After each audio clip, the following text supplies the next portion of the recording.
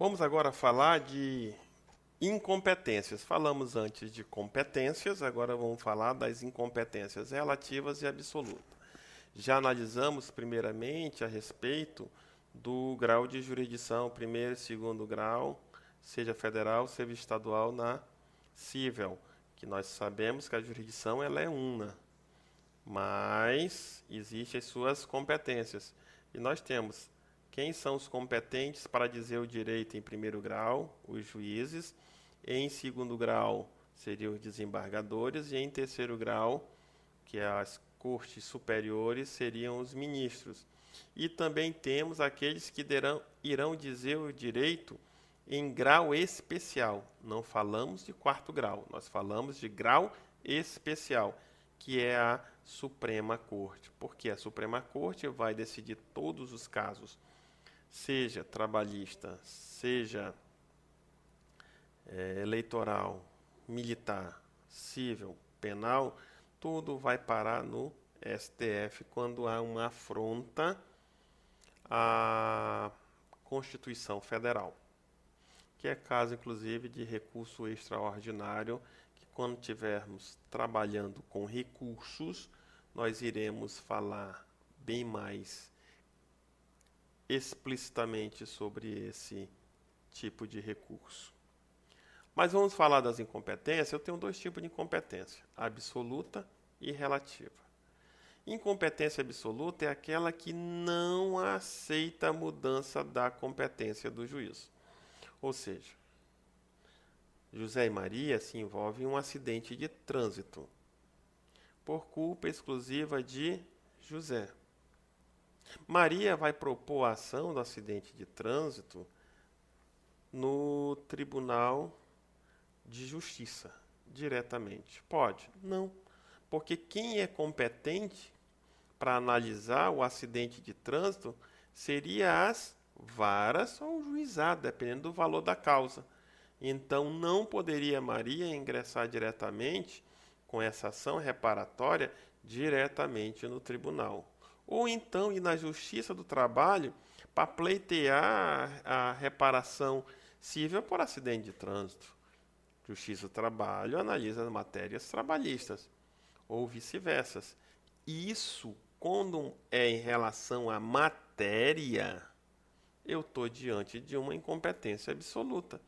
Eu não vou tratar de cassação de candidatos na justiça penal ou na justiça trabalhista. Eu vou tratar isso daí na justiça eleitoral.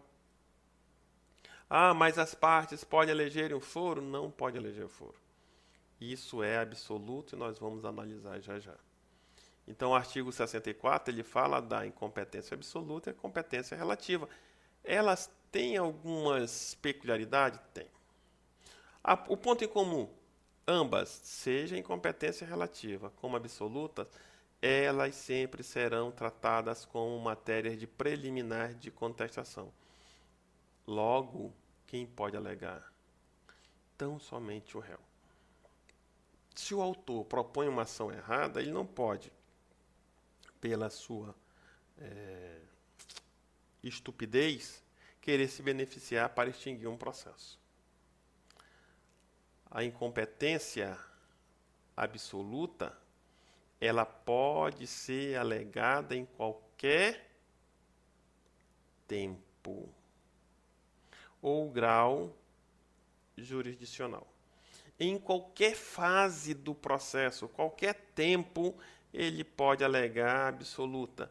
Professor, então não é obrigatório para absoluta ser só em preliminar de contestação? Não. Porque uma das coisas que eu tenho que lembrar é que a incompetência absoluta, via de regra, o juiz deve declará-la de ofício. Não precisa de provocação da parte. O juiz declara de ofício, sem necessitar que alguém faça um requerimento. Ô, seu juiz, há uma incompetência absoluta. Quando eu faço através da contestação e o juiz, aqui através de requerimento das partes. A relativa só pode ser feita e provocada pela parte ré. O juiz não pode se declarar incompetente de ofício na relativa, mas deve se declarar de ofício na absoluta. Por quê? Na relativa eu tenho a prevenção do juiz se o réu ficar calado. Na absoluta, não. Mesmo que o réu fique calado, o tribunal pode declarar. O juiz pode declarar a qualquer tempo, em qualquer fase processual e em qualquer grau de jurisdição que nós já vimos lá atrás, primeiro, segundo, terceiro grau, ou mesmo no grau especial no STF.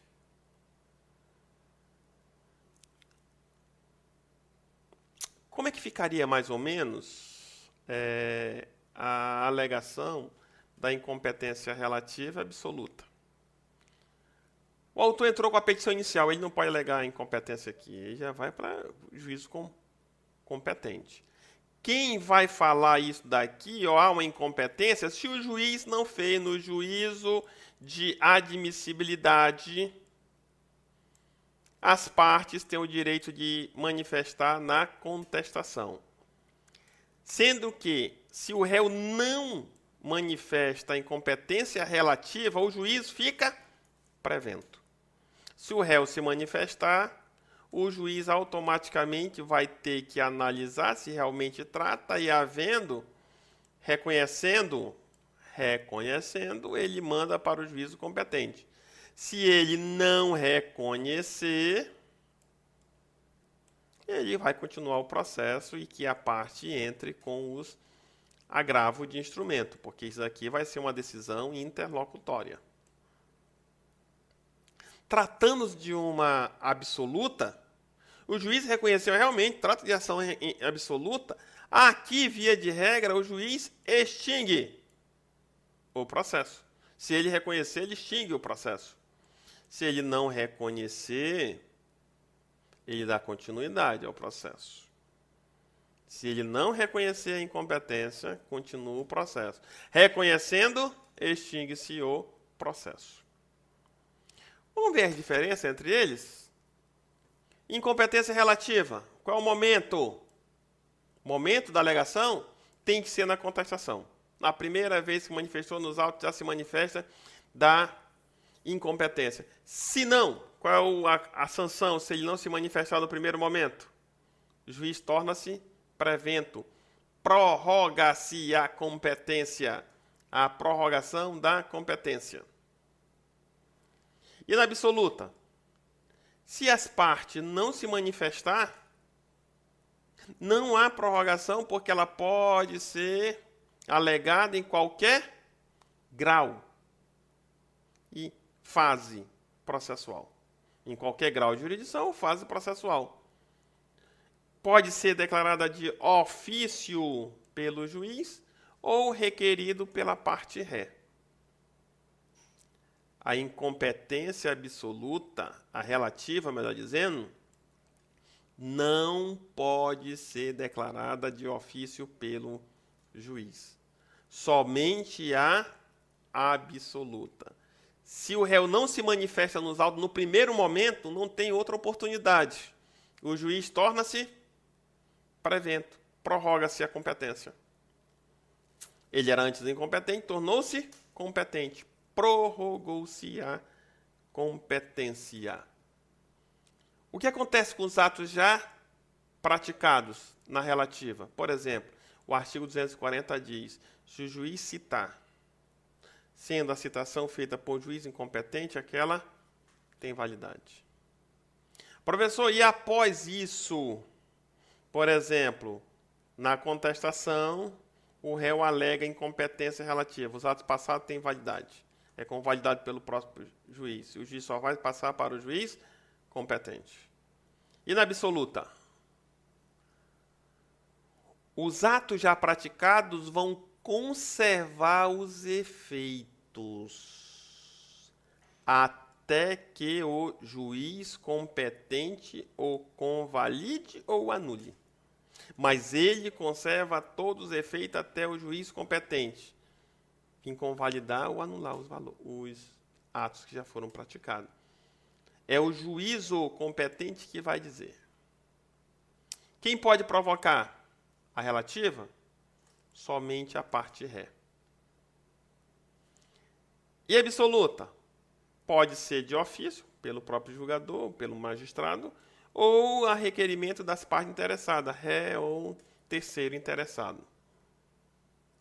Quando as alegações forem acolhidas em ambos os casos, serão encaminhadas ao juízo competente.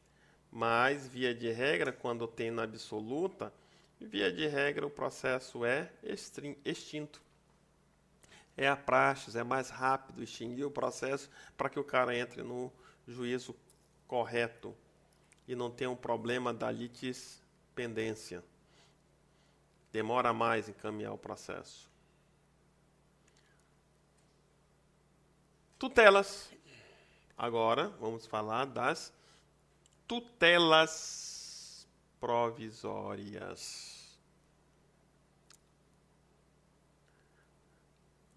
Vamos analisar aqui o artigo 294. Ele diz o seguinte: tutela provisória pode fundar-se em urgência e evidência. Só uma acrescentar aqui, que pode ser também por emergência. A diferença da emergência para a urgência é o tempo que o juiz vai analisar. Até 10 dias eu estou na emergência. E é o caso mais das ações envolvendo liberação, no caso da saúde, medicamentos, onde o paciente não tem como ficar esperando 30 dias. Já na urgência, o autor do pedido pode esperar 30 dias. Na evidência, o juiz vai por convicção. Mas o que seria uma tutela? É quando o juiz dá uma decisão. Tutela é quando ele concede algo. O juiz vai tutelar. Quando é que essa tutela é antecipada? Olha só.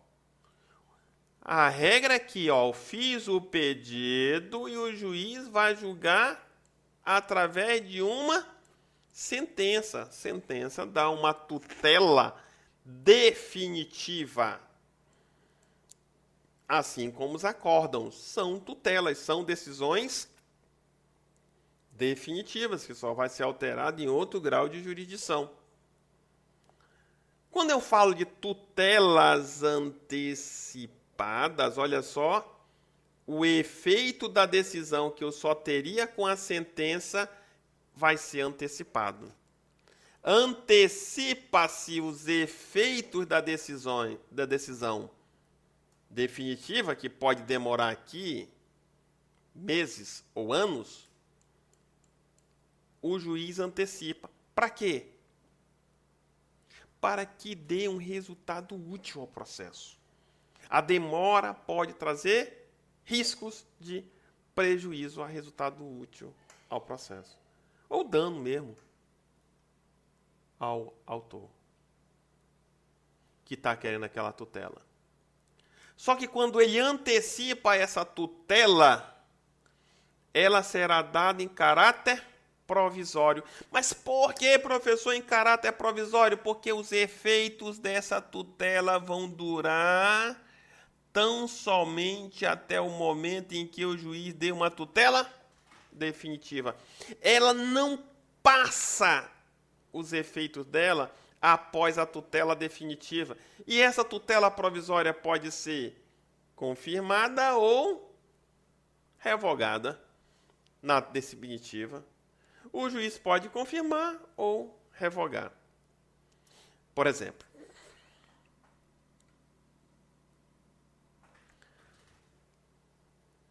José precisa retirar o nome do órgão de proteção ao crédito porque uma empresa o colocou como sendo um mal pagador.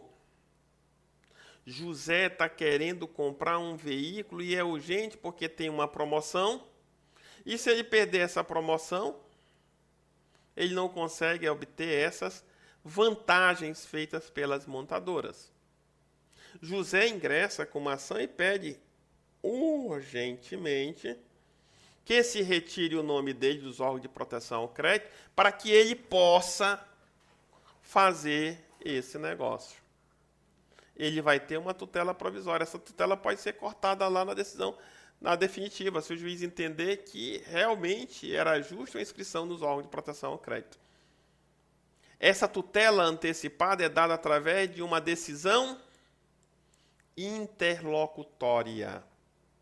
As definitivas, acórdão ou sentença. Contra a decisão interlocutória, cabe agravo de instrumento. Contra decisões interlocutórias, cabe agravo de instrumento. Ou seja, para que eu possa cassar uma tutela, uma liminar que foi dado dentro de um processo, eu preciso agravar essa decisão. Se não me é favorável, eu agravo, via de regra, essa decisão. Então, contra tutelas provisórias, eu, via de regra, vou ingressar com agravo de instrumentos para cassar os efeitos dessa tutela antecipada. Tutela que antecipou os efeitos e que tem caráter provisório.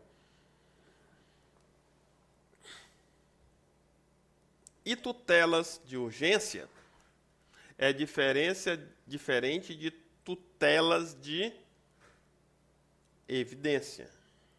Professor, para que eu possa pedir uma tutela de urgência, por exemplo, José teve o nome inscrito nos órgãos de proteção ao crédito por uma empresa, considerando-o como mal pagador, só que ele pagou a dívida e tem um comprovante do pagamento dessa dívida. Ele vai requerer uma tutela de urgência porque, para que eu possa requerer a tutela de urgência, eu tenho que atender alguns elementos. Quais são? 3 requisitos essenciais, tão somente. Quais são os 3 requisitos? Probabilidade do direito, é o primeiro elemento. O que é probabilidade do direito? Ora, se José pagou a dívida, ele tem que apresentar um comprovante de quitação. Ele está demonstrando para o juiz, olha, seu juiz, aqui a fumaça do direito. Aquilo que eu estou lhe falando é verdade.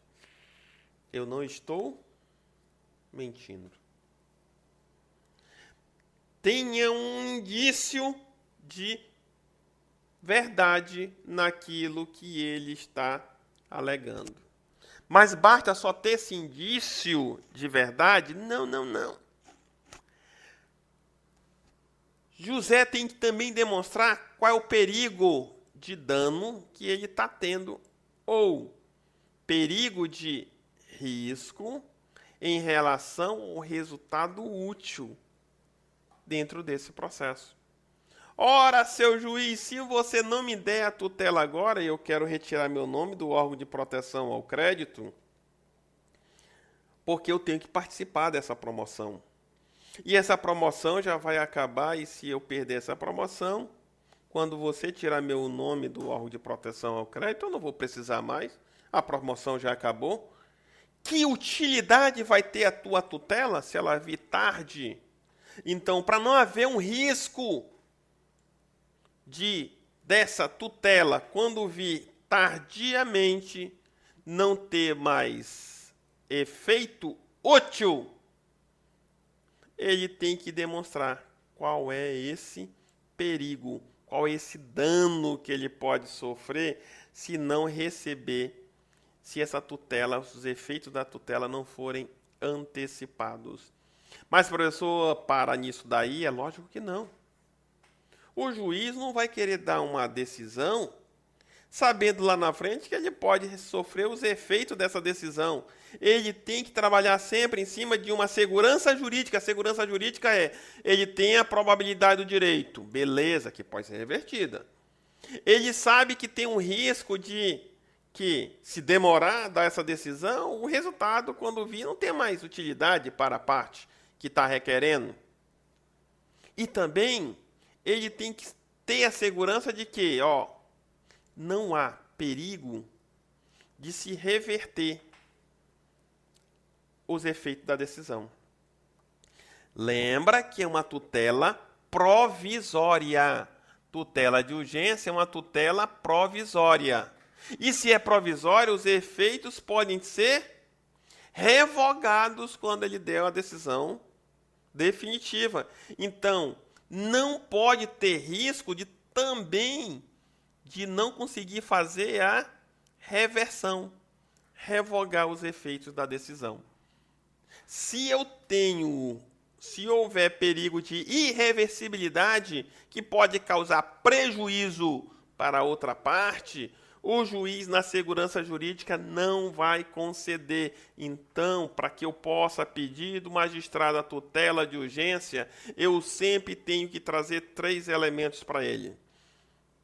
Demonstrar a probabilidade do direito, demonstrar onde é que está o perigo, que eu não posso ficar esperando muito tempo para ter aquele resultado, e deixar ele garantido de que aquela decisão pode ser revertida. Ó, seu juiz, se lá na frente você entender que realmente a inscrição nos órgãos de proteção ao crédito é justa, você pode reescrever meu nome e não vai ter prejuízo para o autor dessa constrição. Porque meu nome volta e ele não terá prejuízo nenhum, e não terá como ser demonstrado para ele qualquer tipo de prejuízo. Qual é o prejuízo que ele vai ter diante disso daí? E eu falo aqui então de tutelas de evidência agora. Diferente da tutela de urgência, a tutela de evidência também é uma tutela provisória, mas ela não precisa demonstrar o risco de demora no processo. Por quê? Porque o juiz está convicto. O juiz vai conceder a tutela quando ele tiver certeza do direito em favor de uma das partes. Então, eu vou conceder logo a tutela de evidência. Ele não pode julgar porque ele tem que esperar o devido processo legal, todas as fases processuais. Mas ele pode antecipar a tutela, os efeitos de uma sentença que ele já sabe cristalinamente qual será o resultado dessa decisão dele. Ou seja, ele antecipa os efeitos de uma sentença, não faz a parte ficar esperando, além do tempo, por uma sentença lá na frente. Evidente. O direito está para o juiz? Claro. Total evidência. Cristalino. Ele não tem dúvida. É isso, é evidente, é claro, é transparente para ele. Ele não tem dúvida, ele já está convicto daquilo que ele vai decidir. Ele pode antecipar a tutela e esperar as outras fases processuais. Isso não há prejuízo para a parte contrária.